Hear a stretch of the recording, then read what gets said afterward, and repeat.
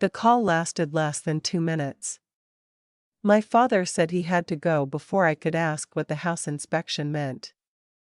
I was still holding my phone when I heard his voice again, farther away this time, careless and sharp in a way I had never heard so clearly.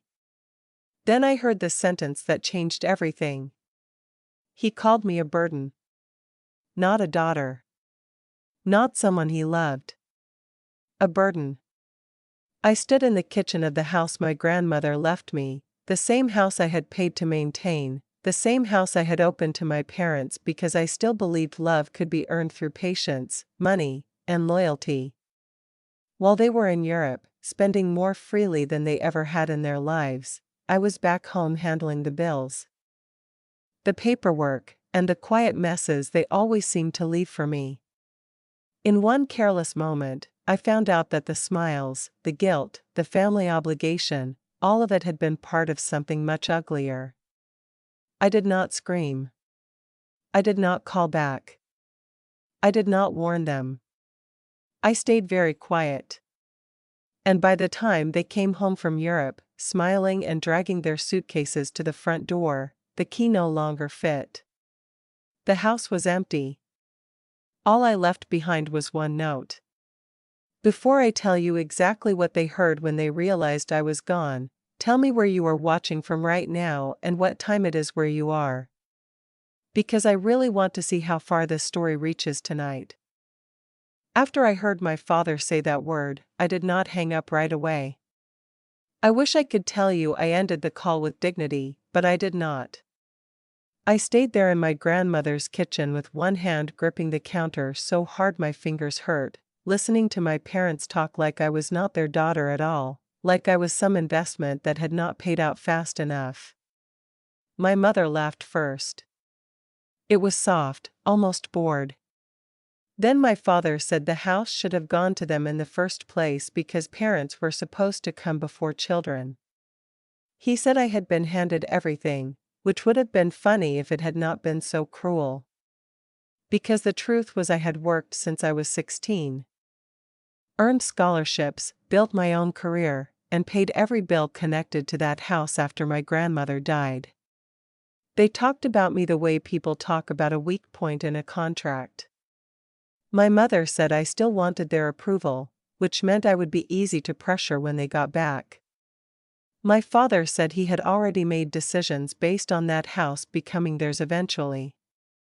Then he said something that made the room go cold around me. He said he had taken on debt earlier because once I added their names to the property, they would be secure for the rest of their lives. He said it with total confidence, like it was not a fantasy, like my future had already been reassigned to them. That was when I understood this was not just about entitlement. This was a plan. This had been a plan for a long time. I ended the call, replayed every second in my head, and then sat in complete silence. I looked around the kitchen and suddenly saw things I had ignored for 2 years. My mother's framed prints had replaced the artwork I loved. My father's leather chair had somehow become the center of the living room. Their habits, their voices, their opinions had pushed me to the edges of my own home so gradually I barely noticed until that moment. When my grandmother Rose left me that house in Charlotte, she had left it to me because she knew what it would mean for me to have one thing in life that no one could take away. I still remember the way her attorney read the will and how my parents smiled too quickly, acting supportive before the disappointment hit their eyes. Back then, they said all the right things. They said I deserved it. They said Grandma knew I would take care of it. Then a few months later, they said it made sense for them to move in temporarily to save money and be together as a family. Temporary became permanent without ever being discussed honestly. I paid the taxes, the insurance, the maintenance, and most of the groceries. They offered opinions instead of help. They called it family.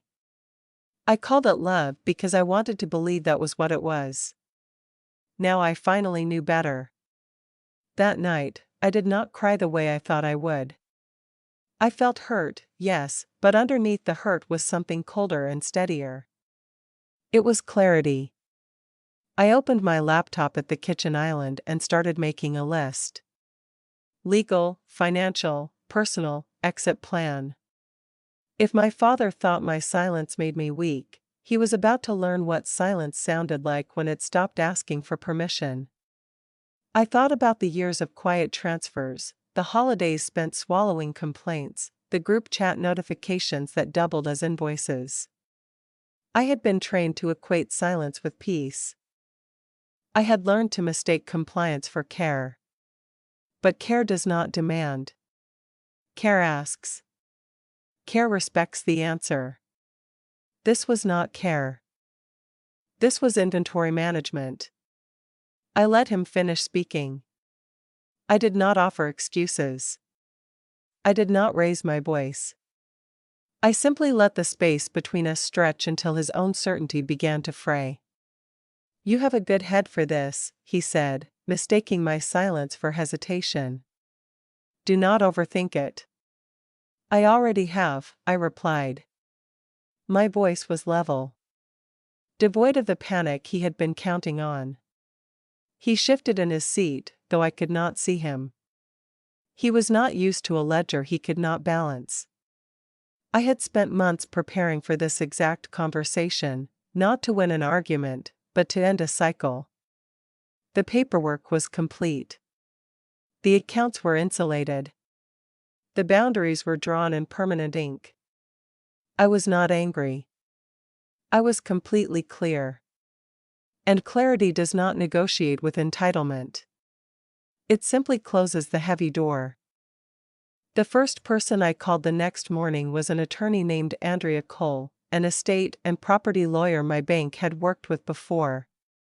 I did not tell her the dramatic version. I gave her facts because facts hold up better than pain. The house was in my name only. The deed was clean. My grandmother's will was explicit.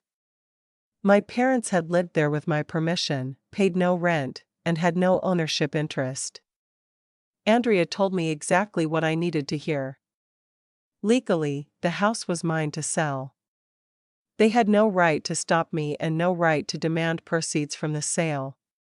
She advised me to document everything and handle their belongings carefully. But the bottom line never changed. It was my property. Hearing that from someone with no emotional stake in my life did something important for me. It cut through the guilt. After that, I contacted Ethan Brooks, a real estate agent I trusted because he specialized in private sales for clients who needed discretion. I told him I wanted the house sold fast, quiet, and clean.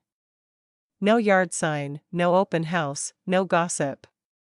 He warned me I might need to take a little less than the full market peak if I wanted speed, but Charlotte was still hot and the house was beautiful. The latest estimates put it around $980,000, maybe a little more to the right buyer. I told him speed mattered more than ego. He started calling pre-qualified buyers that day. Then I turned to the part one understood better than anyone else. Money. I opened new accounts at a different bank in Raleigh, transferred my liquid funds, changed every password I had, froze my credit, secured my documents, and rerouted my mail. I was not being paranoid. I was being smart. My father had spent years treating access like ownership. I was done leaving doors unlocked. I found a furnished short-term apartment in Raleigh, close enough to build a new life, but far enough to breathe. I bought a new phone, set up a private email, and started quietly moving the pieces of my life out of that house before anyone noticed. During the day, I worked as normally as possible. At night, I packed. Every drawer I opened felt like an excavation site. There were pieces of my grandmother everywhere, tucked between the damage my parents had done and the compromises I had made to keep the peace. Her handwritten recipes, a gardening glove with dirt still trapped in the seam, an old envelope where she had once written a reminder to herself to call me after one of my college exams. I found a card she gave me on my 26th birthday, the last one before she died. Inside she had written, "Never confuse being needed with being loved." At the time, I thought it was one of those wise little grandmother sayings people save on greeting cards and remember later. Standing in that house with packing tape wrapped around my wrist, I finally understood she had been trying to warn me. Ethan called 5 days later and said he had serious interest from a young couple relocating from Atlanta and from a physician moving with her family from Nashville. Both wanted quiet deals and both could move fast. I let him do the showings while my parents were still posting polished photos from Rome and Florence, smiling in front of fountains and cathedrals I had helped pay for. Every time my mother uploaded a picture with a caption about blessings and family, I felt my stomach turn. They were enjoying the dream while actively plotting to strip me of the one thing my grandmother had protected for me. Ethan got the offers within the week. One was strong, the other was stronger and cleaner. I accepted the cleaner one without hesitation. We scheduled the closing for a few days before my parents returned from Europe. Timing mattered. I did not want a confrontation in the driveway or a screaming match in front of buyers or one more chance for them to manipulate me face to face. I wanted their confidence to survive right up until the second it collapsed. While the sale moved through the final steps, I handled the part that felt cruel until I remembered what they had planned for me. I hired movers. I inventoried everything in the house. I separated my belongings, my grandmother's belongings, and my parents' belongings with obsessive care. I rented a storage unit in their names and prepaid 6 months.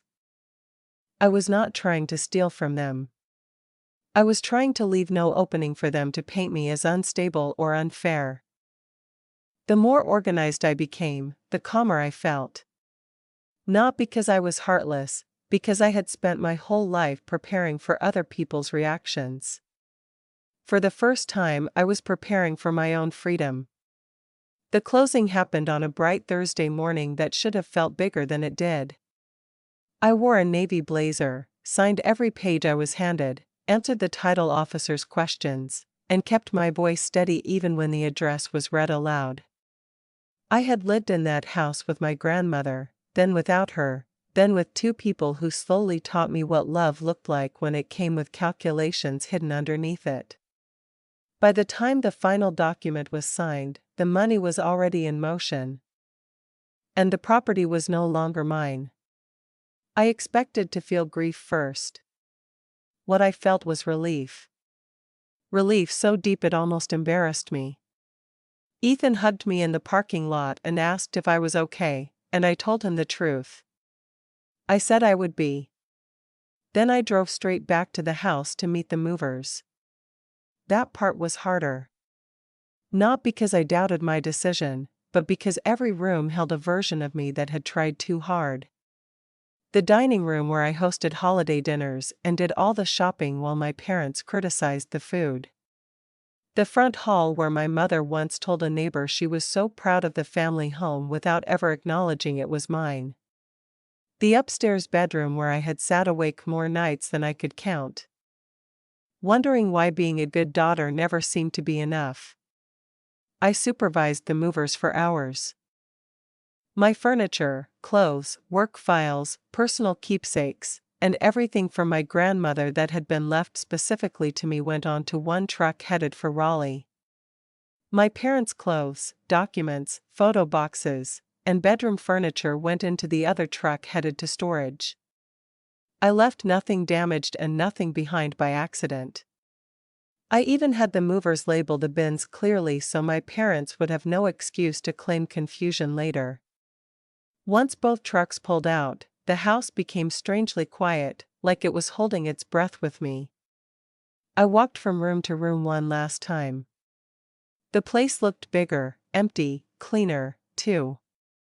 In the kitchen, I stood at the island where I had first heard my father call me a burden. And I let myself feel everything I had pushed aside while planning. I felt the humiliation. I felt the anger. I felt the heartbreak of realizing that some people only love what they can control. Then I took a long breath, reached into my bag, and pulled out the note I had written the night before. I had gone through several versions. None of them felt right until I stopped trying to sound clever. In the end, I wrote 2 words in plain black ink. Bye. I placed it in the center of the kitchen counter where no one could miss it. I locked the front door, dropped the keys through the mail slot, and got in my car. As I pulled away from the curb, I looked at the house in the rearview mirror exactly once. My grandmother had given me more than property. She had given me a chance to choose myself when the time came. I did not fully understand that until I turned onto the highway and kept driving toward Raleigh with no intention of coming back. The first night in my temporary apartment felt surreal. It was small, quiet, and completely unfamiliar, but every inch of it belonged to peace. No one commented on what I ordered for dinner. No one asked invasive questions about my savings. No one reminded me how much had supposedly been sacrificed for me. I put my suitcase in the corner, sat on the edge of the bed, and waited for the guilt to hit. It did not. What came instead was exhaustion, the kind that only shows up after survival mode finally loosens its grip. I slept longer that night than I had in months. Over the next 2 days, I ignored every urge to check flight arrival times and track exactly when my parents would land. I knew when the moment came, I would hear it. People like my parents do not absorb consequences quietly. And sure enough, late on Sunday afternoon, my old phone lit up with the first missed call from my father, then another, then my mother, then both of them again. I stared at the screen and pictured them in the driveway with their expensive luggage and their shocked expressions, still expecting the world to bend around them. I did not answer. An hour later, the voicemail started. At first, my father sounded irritated, like he thought I was being dramatic, then angry, then genuinely panicked. My mother went from pretending concern to accusing me of cruelty in less than 10 minutes. By nightfall, I had 17 missed calls, 9 voicemails, and more texts than I bothered to open. I only listened to one message all the way through. It was my father shouting that I had no right to do this to them. That line almost made me laugh. No right, as if he had not just spent weeks assuming the right to my home, my money, and my future. I turned the phone face down on the table and made myself tea. For the first time in my life, their chaos was happening somewhere I did not have to stand inside it. The next morning, the messages got uglier. My father demanded my address. My mother said they were humiliated and stranded and that decent daughters did not abandon family. Then came the threats. Lawyers, police, court, public embarrassment. Every message proved the same thing. They still believed fear would pull me back into line. I responded to none of them. Around 10 that morning, my branch manager called and asked in a careful voice if there was something she needed to know. My parents had shown up at the bank demanding to see me. My father claimed I had illegally sold the family home and stolen his retirement. He had raised his voice in the lobby. My mother had cried loudly enough for customers to stare. Security removed them before things got worse. I apologized to my manager for the disruption, then calmly told her the house had been mine. The sale was legal, and I had documentation if the bank ever needed it. She told me to take the time I needed and not worry about my job. After the call ended, I sat still for a minute and let that sink in. My parents had tried to drag me back into their performance by threatening my work. And instead, all they had done was show another group of people exactly who they were. By day 3, relatives started reaching out. Some were genuinely concerned. Others were fishing for gossip. I said very little. I told the people I trusted that the situation was legal, private, and no longer open for discussion. I kept screenshots, saved voicemails, and forwarded the most aggressive threats to Andrea. She told me I was doing everything right. Then on the fourth day, I got a text from an unknown number. It said, "We need to meet face to face like adults." That told me the number was my father's long before he confirmed it in the next line. He wanted to meet at a coffee shop in downtown Charlotte. He said if I refused, they would keep showing up at my job until I stopped hiding. I read it 3 times and realized something important. He still thought this was about forcing me back into old behavior. He still thought if he pushed hard enough, I would fold, so I agreed to meet, but on my terms. I chose a busy place in the middle of the day and arrived 15 minutes late on purpose. When I walked in, I saw them immediately. My father, David Reynolds, looked older than he had a month earlier. Not frail, just reduced, like someone had taken his certainty away and left only anger behind. My mother, Laura Reynolds, had the same polished posture she always used in public, but her face was tight and tired. They had never looked more like strangers to me. I stayed standing for a second after I reached the table. My father told me to sit down as if he were still in charge of my life. I sat because I wanted to, not because he said it. He started before I could even take my coat off. He asked where I was living, where their things were, what I thought I was doing, and whether I had any idea how humiliating the last few days had been for them. I let him speak until he ran out of steam. Then I asked one question. "Did you really think I never heard what you said?" The table went quiet. My mother looked at him first, not at me, and that told me everything. He tried to pivot fast. He said whatever I thought I heard was taken out of context. He said they had been stressed, tired, jet-lagged before the flight home even happened, apparently. My mother added that families say things they do not mean all the time. I listened without blinking. Then I put my phone on the table and pressed play. I had not needed the full conversation. I only played the part that mattered. My father's voice saying I was a burden. My mother saying I could be manipulated because I still wanted their approval. My father saying the house would be theirs in time. The sound was low, but in the silence between us, it might as well have been thunder. My mother went pale. My father's face flushed so dark red I thought for a second he might actually walk out instead. He said recording them was a disgusting betrayal. That was when I knew there was nothing left to save. People who are sorry sound sorry. People who are caught sound offended. He leaned forward and said parents were owed support after everything they poured into raising a child. There it was the truth again, right in public where he could not take it back. I told him raising a child did not create a lifetime debt. I told both of them that I would never again fund their lifestyle, house them, or discuss my finances with them. I told them their belongings were in storage, prepaid for 6 months, and that was the last logistical kindness they would receive from me.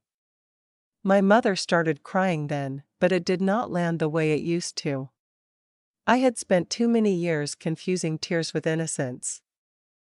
My father said they had nowhere suitable to go because he had made plans based on the expectation that the house would eventually be theirs. He said it like that helped his case.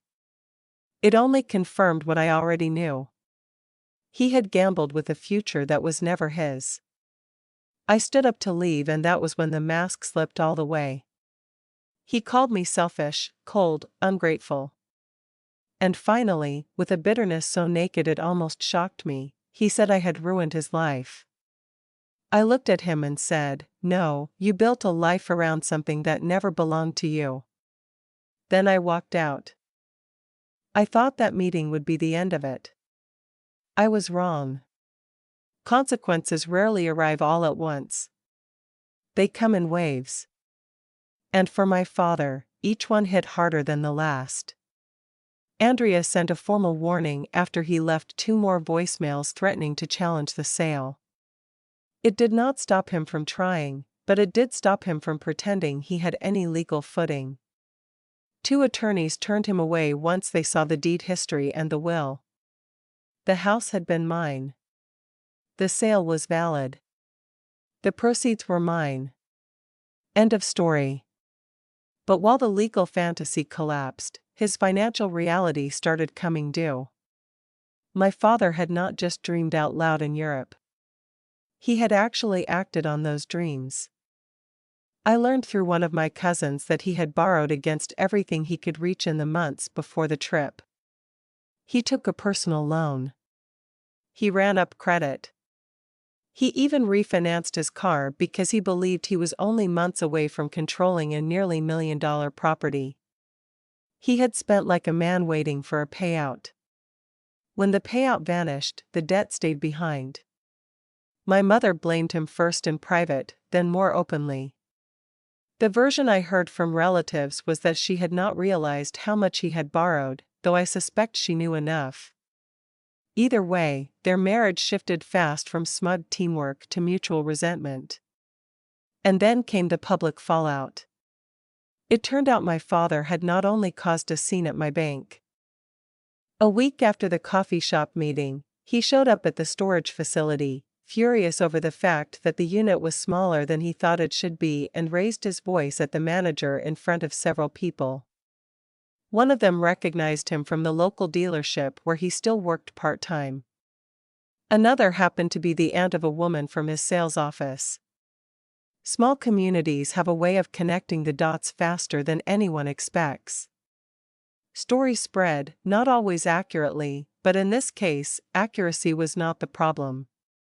His behavior was. By the time he returned to work, people already knew enough to whisper. A month later, he lost that job, too. Officially, it was framed as a staffing decision and professionalism concerns. Unofficially, everyone understood that an older salesman having repeated public meltdowns tied to his daughter, money, and a house that was never his was not exactly the image they wanted on the floor. Losing the job was brutal, but losing the image he had of himself was worse. My father could tolerate stress if he still felt superior. What he could not tolerate was being exposed as weak, reckless, and dependent on the very daughter he had called a burden.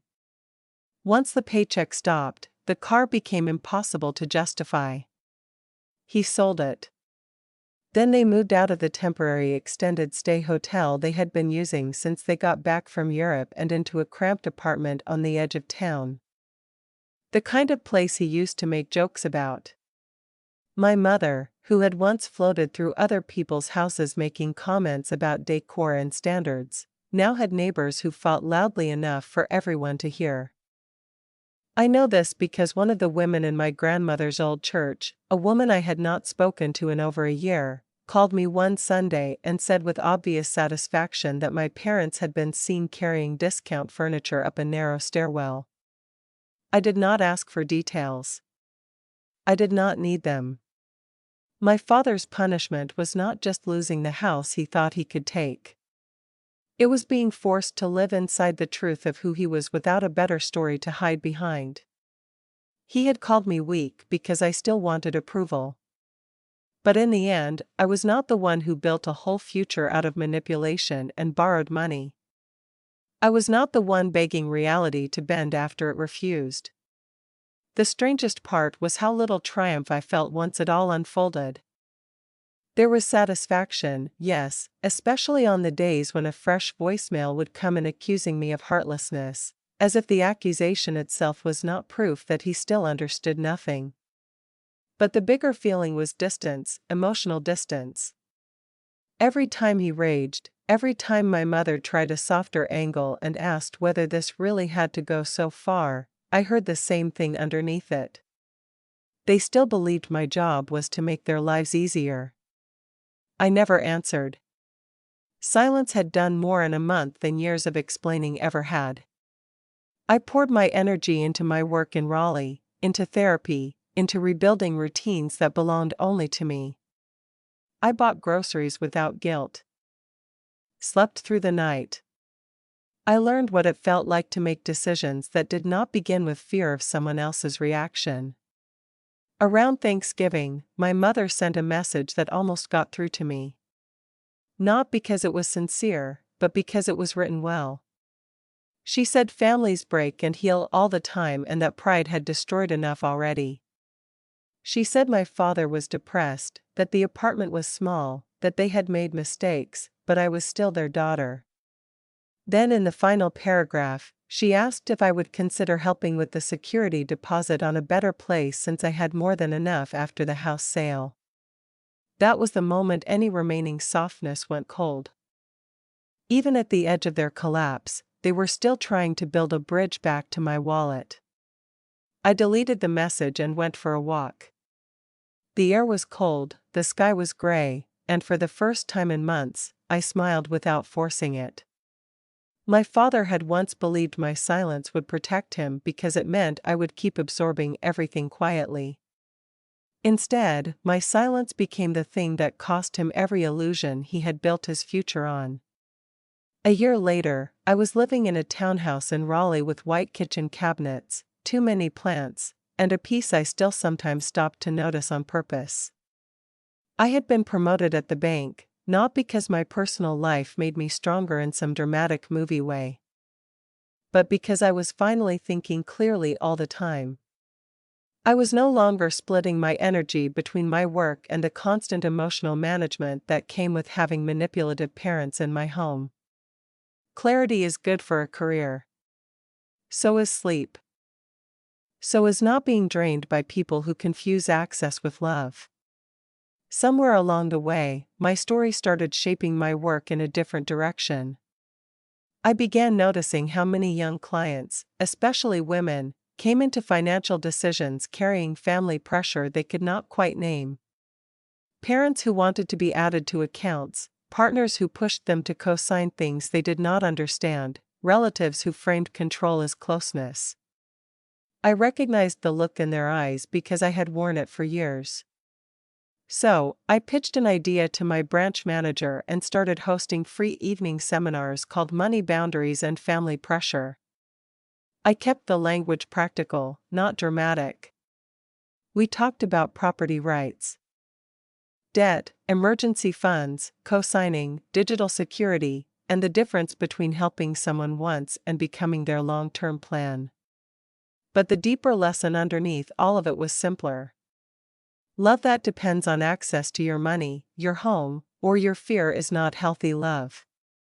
One Thursday night after a seminar, a young woman stayed behind while everyone else left. She was probably 23, maybe 24, and she stood near the refreshment table, twisting the sleeve of her sweater until I asked if she was okay. She started crying almost immediately. Not loudly, just the kind of crying that happens when someone has been holding a truth in for too long.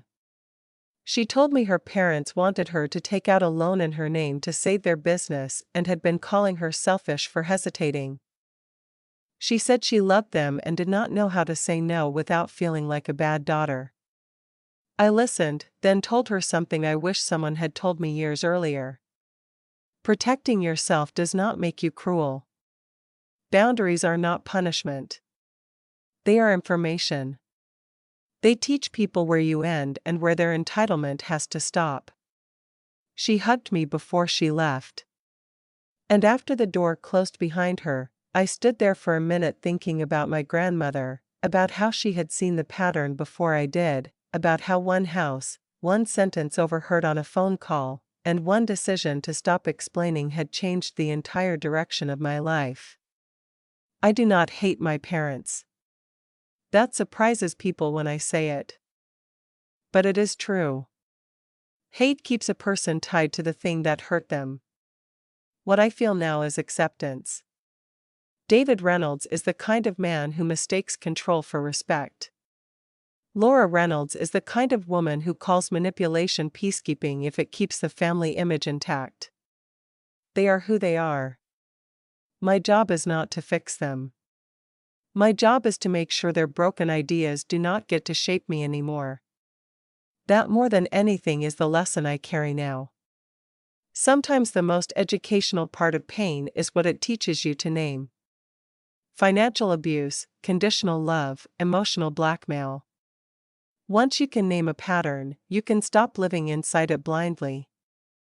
And sometimes the most valuable knowledge you can pass on to someone else is that family should never require you to surrender your dignity in order to belong.